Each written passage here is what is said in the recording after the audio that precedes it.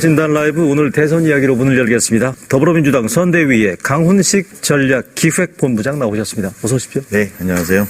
국민의힘 선대위원회의 원희룡 정책총괄본부장 함께 하십니다. 반갑습니다. 네, 안녕하세요. 3명 후보 같은 경우에는 지금 거의 혼자 단독 플레이를 하고 있지 않느냐. 네. 그래서 이낙연 후보에게 윤석열 후보 측의 김종인 역할을 기대하는 그런 목소리들도 꽤 있단 말이죠. 근데 저는 되게 재밌는 현상이 또 하나 이번 대통령 선거에 있는데, 대통령제에서 대통령 선거는 대통령 후보 보고 뽑는 겁니다. 대통령 선대위원장을 보고 뽑는 경우는 별로 없지요. 그리고 미국 대통령 선거만 봐도 바이든하고 트럼프의 대결에서 누가 선대위원장인지 중요하지 않거든요.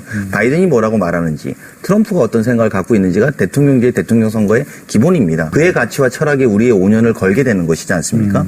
근데 이게 유난히 좀 이번 선거는 이상하게 후보가 잘 안 보이는 전략을 구사하는지는 잘 모르겠습니다. 야당에서. 국민들에게 나의 생각이 무엇이고 나에게 나라를 이끌게 힘을 달라라고 이야기하려면 본인이 나타나서 말을 하는 것이지, 선대위원장이 그 이야기를 한다고 해서 국민이 믿지는 않을 거라고 봅니다. 후보만 보이는 민주당이 이상하는 것이 아니라 후보가 안 보이는 국민의힘이 이상한 거 아니냐, 선대위원장만 보이는 국민의힘이 이상한 거 아니냐, 이런 질문은 안 드릴 수 없다 봅니다. 코로나 상황이 지금 대단히 심각하고요. 피해 지원 문제가 상당히 주요 이슈로 지금 부각되고 있는 그런 양상인데, 그럼에도 불구하고 좀 오락가락해서 유권자들이, 시청자들이 헷갈리는 부분들이 있는 것 같아요. 일단 저 백조 논란이 처음 이야기된 건 지난 총선 때 김종인 위원장이 말씀하셨던 겁니다. 네. 그래서 백조를 그때 주장을 처음 하셨죠. 코로나를 위해서 기금이 필요하다 이렇게 말씀을 하셨고요. 그리고 우리가 지난 1년 6개월 동안 여러 번의 추경을 편성하는 동안 야당은 후세에게 빚을 남겨준다고 하면서 그 문제에 대해서 완강한 태도로 보였기, 그 백조의 이야기는 그래서 약간 신빙성에 대해서 저희로서는 약간 의심하고 있었던 차인데, 그런 와중에 윤석열 후보께서 50조를 소상공인에 지원하자고 하셨습니다. 그래서 저희가 좋은 일이다, 환영할 만한 일이다 이렇게 말을 하고, 김종인 위원장이 그 다음에 이어서 백조 하자 이렇게 이야기했습니다. 그래서 송영길 대표가 그럼 사자회담을 당장 열고 추경 편성을 논의하자 이랬더니 그건 당선된 다음에 할 일이다 이렇게 말씀을 주셨어요. 예. 어제 제가 김재원 최고위원하고 또 어디 방송에서 토론을 했더니 백조랑 50조는 또 다른 거랍니다. 100조는 기금이고 50조는 손실보상이라고 합니다. 그래서 저는 정확한 방향을 잘 모르겠습니다. 일단 첫 번째는 다 말씀하시는 분들마다 이야기하는 게 다릅니다. 두 번째는 이렇게 해서 그걸 진행하자 이랬더니 그거는 너희들이 당과 정부가 협상해갖고 안을 갖고 와라 이렇게 말씀하십니다.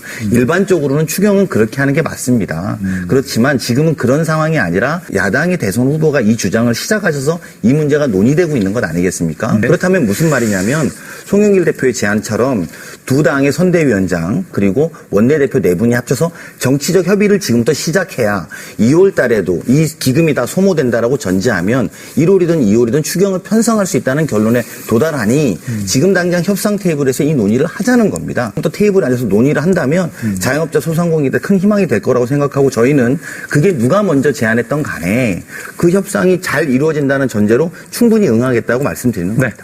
저희가 만약에 당선이 되면 5월 달부터는 국정을 운영해야 되지 않습니까? 그렇죠. 네. 그러면 그런 데에서 현재의 초과 세수라든가 지출 구조 조정을 해서 라는 플랜을 제시하는 거고요. 예. 그중에 일부를 땡겨와서 지금 추경으로 할 거냐.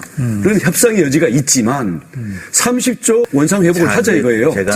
제가 정책본부장 입장에서 하는 잠시만요. 얘기예요. 제가 전략본부장 입장에서 말씀을 드리면 좋은 전략은 아니세요. 이게 무슨 말이냐면 저희 180석은 계속 유지가 됩니다. 혹시 국민의힘의 대통령 후보가 당선이 된다 하더라도 국회와는 협조해야 될 거 아닙니까? 당연하죠. 그렇다면 그런 자세로 니네 거 먼저 깎아라라는 자세로 이야기할 것이 아니라 합리적인 대화 토론을 하면 됩니다. 저는 그것을 깎을 수 없다는 이야기는 아닙니다. 하지만 이것 먼저 깎아야 대화하겠다라는 방식으로 국회와랑 대화한다면 국민은 굉장히 힘들게 빠질 수밖에 없다고 봅니다.